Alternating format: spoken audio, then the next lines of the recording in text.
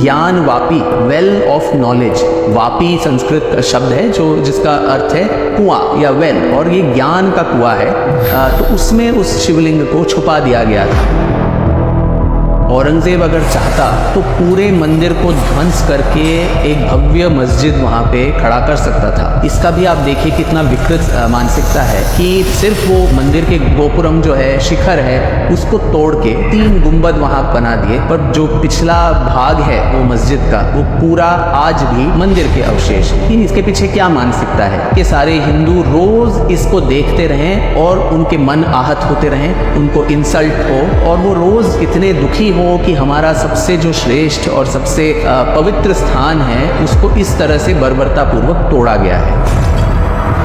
छत्रपति शिवाजी महाराज और उनकी माता, इनको इतना गुस्सा आया जब औरंगजेब ने काशी विश्वनाथ का मंदिर तोड़ दिया था, और तभी राजमाता जीजाबाई ने खुद अपने बेटे को बोला था कि इसका बदला तुमको लेना है।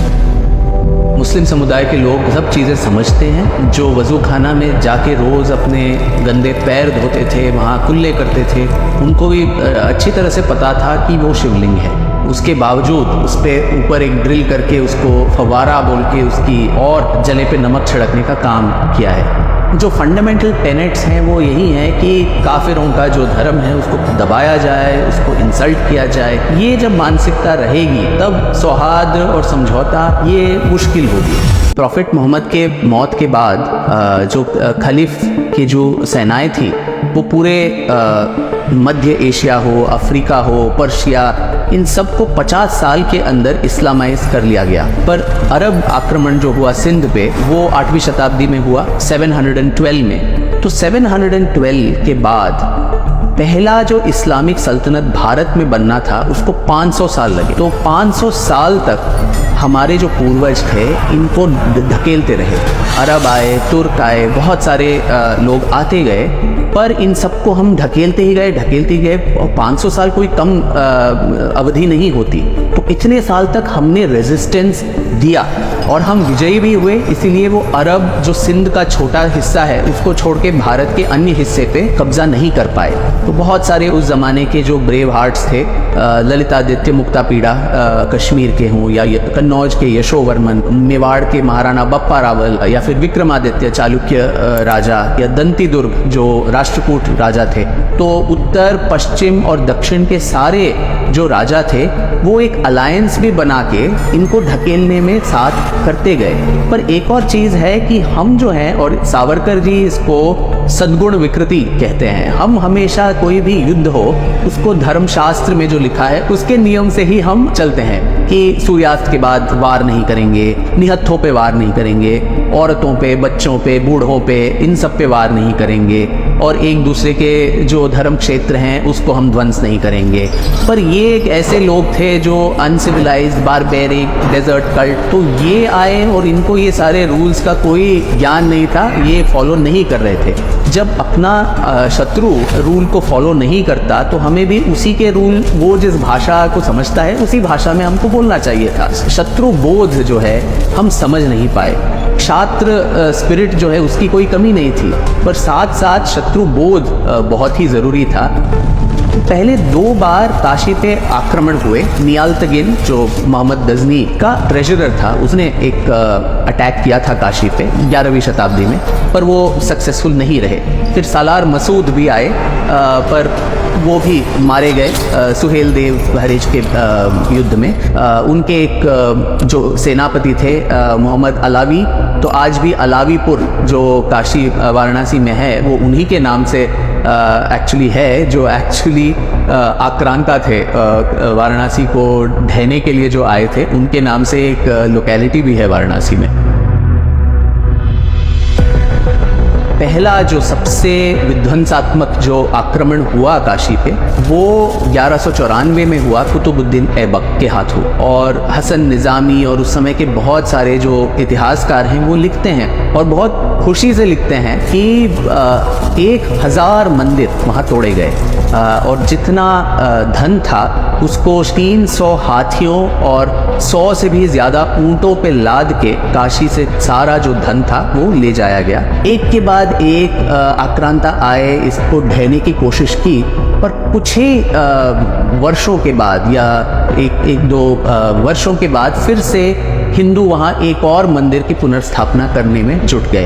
तो 1194 में कुतुबुद्दीन ऐबक ने इसका ध्वंस किया, पर 1212 में हमें उल्लेख मिलता है, ऐतिहासिक उल्लेख, कि बंगाल, सुदूर बंगाल के जो विश्वरूप नाम के एक राजा थे वो काशी में आते हैं कितने 12 साल बाद, और एक स्तंभ वहाँ लगा देते हैं कि ये नगरी जो है ये विश्वेश्वर की नगरी है। तो उनको शायद उस वक्त या तो वो पावर नहीं था कि वहाँ पे एक भव्य मंदिर का निर्माण हो, क्योंकि अभी तक दिल्ली सल्तनत का ही दबदबा वहाँ पे रहा, परंतु उसको ठीक करने के लिए और अपना जो विश्वेश्वर का आधिपत्य वहाँ स्थापित करने के लिए उन्होंने एक स्तंभ वहाँ निर्माण कर दिया, और वो बंगाल से आके उन्होंने वो किया।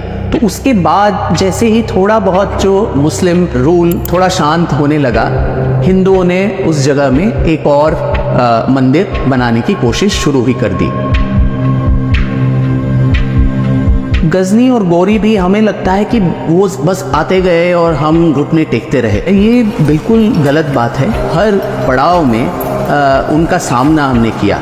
जो हिंदू शाही जो राजा थे, जो आज के जो अफ़गानिस्तान और नॉर्थ वेस्ट फ्रंटियर प्रोविंस जो पहले था, वहाँ पे जो हिंदू शाही राजा थे वो मोहम्मद गजनी को हमेशा परास्त करते ही आ रहे थे। जयपाल, आनंदपाल, त्रिलोचन पाल, निडर भीमा, इन सब के नाम भी हमें याद ही नहीं है और पता भी नहीं है। तो ये पर मोहम्मद गजनी 17 बार आए, उन्होंने सोमनाथ का ध्वंस किया, ये सब हमें पता है। रानी नाइकी देवी जो गुजरात की रानी थी चालुक्य वंश की, तो उन्होंने मोहम्मद घोरी को परास्त किया कासरहाड़ा के युद्ध में 1178 में। एक महिला होके उन्होंने किस तरह से शौर्य का प्रदर्शन किया और मोहम्मद घोरी को पछाड़ दिया। तो ये सारी चीज़ें हमें बताई नहीं जाता, हमें सिर्फ बोला जाता है कि किस तरह पृथ्वीराज चौहान हारे तरैन के युद्ध में, और फिर जयचंद हारे जो काशी में गाहदवाल वंश के राजा थे जयचंद, उनकी परास्त कैसे हुई वहाँ पे युद्ध में, वो सारी चीज़ें हमें बताई जाती हैं। पर बहुत सारे युद्ध ऐसे भी थे जो हम जीते थे, इसी के बदौलत हम आज भी जिंदा हैं। तो वो सारे कहानियाँ हमें कभी नहीं बोला जाता अपने इतिहास में। ये 16, 17वीं और 18वीं शताब्दी तक जो सारे जो गोसैन और दशनामी संप्रदाय के जो साधु थे, और ये नागा अलग अलग अखाड़ों के साधु, ये सारे जो उत्तर भारत में और बंगाल तक अपने धर्म की प्रतिरक्षा के लिए ये लोग हमेशा तत्पर ही रहते थे। और ये मुगलों के वक्त पे हो या फिर ईस्ट इंडिया कंपनी के ज़माने में भी जो सन्यासी रिबेलियन जिस नाम से हम जानते हैं, पर वो उसका क्या डिटेल्स है वो इतिहास के पुस्तक हमें ठीक से बताते नहीं।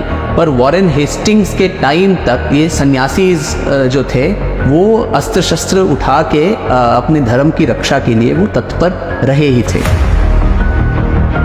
तो ये एक और बहुत रोचक बात है कि औरंगज़ेब अगर चाहता तो पूरे मंदिर को ध्वंस करके एक भव्य मस्जिद वहाँ पे खड़ा कर सकता था। इसका भी आप देखिए कितना विकृत मानसिकता है कि सिर्फ वो मंदिर के गोपुरम जो है, शिखर है, उसको तोड़ के 3 गुंबद वहाँ बना दिए, पर जो पिछला भाग है वो मस्जिद का, वो पूरा आज भी मंदिर के अवशेष हैं। इसके पीछे क्या मानसिकता है कि काशी के सारे हिंदू रोज इसको देखते रहें और उनके मन आहत होते रहें, उनको इंसल्ट हो, और वो रोज ये देख के वो इतने दुखी हो कि हमारा सबसे जो श्रेष्ठ और सबसे पवित्र स्थान है उसको इस तरह से बर्बरता पूर्वक तोड़ा गया है। तो ये बात लोगों के मन में हमेशा बना रहे, इसीलिए उसको पूरे तरह से ध्वंस न करते हुए उसके अवशेष ऐसे ही रखे गए। तो उसमें बहुत सारे कहानियाँ बनते हैं कि वो ज्योतिर्लिंग जो था वो सुरक्षित रखा गया। जो पंडित थे उनको पता चल गया था कि औरंगज़ेब के सेना आ रही है, तो वो लिंग को ले जाके ज्ञानवापी जो कुआं है, जो पुराणों में उसका उल्लेख है कि वो शिव ने ही इसको अपने त्रिशूल से खोदा था और वहाँ से एक फव्वारे के रूप में पानी प्रकट हुआ। और ये ज्ञान Vapi, well of knowledge, Vapi Sanskrit शब्द है जो जिसका अर्थ है कुआं या वेल, और ये ज्ञान का कुआं है। तो उसमें उस शिवलिंग को छुपा दिया गया था। और बाद में जैसे ही औरंगज़ेब का अत्याचार थोड़ा कम होता गया और वो कहीं और व्यस्त हो गया, उसके बाद वो शिवलिंग को वापस ले जाके एक छोटे से जगह पे जहाँ किसी को पता न चले वहाँ पे उसको पुनर्स्थापित किया, वो मस्जिद के बिल्कुल सटक के। तो आप देखें वो पहला जो स्थान था रज़िया मस्जिद जहाँ बना, उससे थोड़ा डिस्टेंस में एक और मंदिर बना, उसको तोड़ा गया। उसके बगल में ही नारायण भट्ट ने बनाया, उसको तोड़ा गया। तो उसके बगल में एक और मंदिर बना, वो बहुत छोटा था ताकि लोगों को पता न चले कि यहाँ पूजा हो रही है। और बहुत सारे ऐतिहासिक उल्लेख मिलते हैं कि राजपूत राजा जो थे, रेवा के महाराजा हों या उदयपुर के राणा हों, ये सारे लोग छुप छुप के आके वहाँ पूजा करते ही रहे। और इसी समय में मराठों का जो है परचम फैलना शुरू हुआ था। और इसके बहुत सारे ऐतिहासिक तथ्य भी मिलते हैं कि किस तरह छत्रपति शिवाजी महाराज और उनकी माता जीजाबाई, इनको इतना गुस्सा आया जब औरंगज़ेब ने काशी विश्वनाथ का मंदिर तोड़ दिया था। और तभी राजमाता जीजाबाई ने खुद अपने बेटे को बोला था कि इसका बदला तुमको लेना है और काशी विश्वेश्वर को पुनर्स्थापित करना है। तो तब से लेके पूरा जो पेशवा समय था, मराठे इस जगह को भूले ही नहीं। बार बार वो हर कोशिश करते रहे।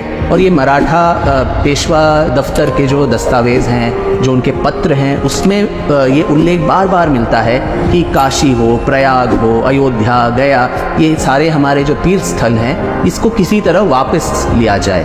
तो वो हमेशा ये कोशिश करते ही रहे। मुग़लों के साथ वो नेगोशिएशन करते गए।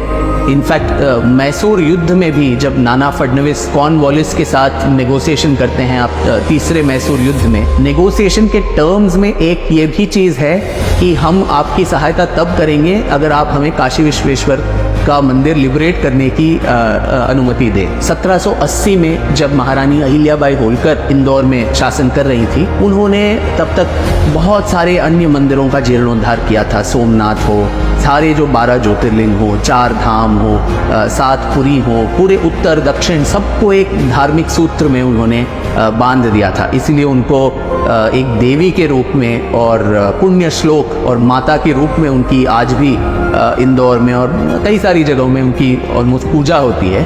आज जो हम विश्वनाथ मंदिर जहाँ जाके पूजा करते हैं, वो अहिल्याबाई होलकर द्वारा बनाया गया। और उसके थोड़े दशक बाद हम देखते हैं कि महाराजा रंजीत सिंह ने उसके गुंबद पे जो सोना चढ़ाना था वो उन्होंने किया।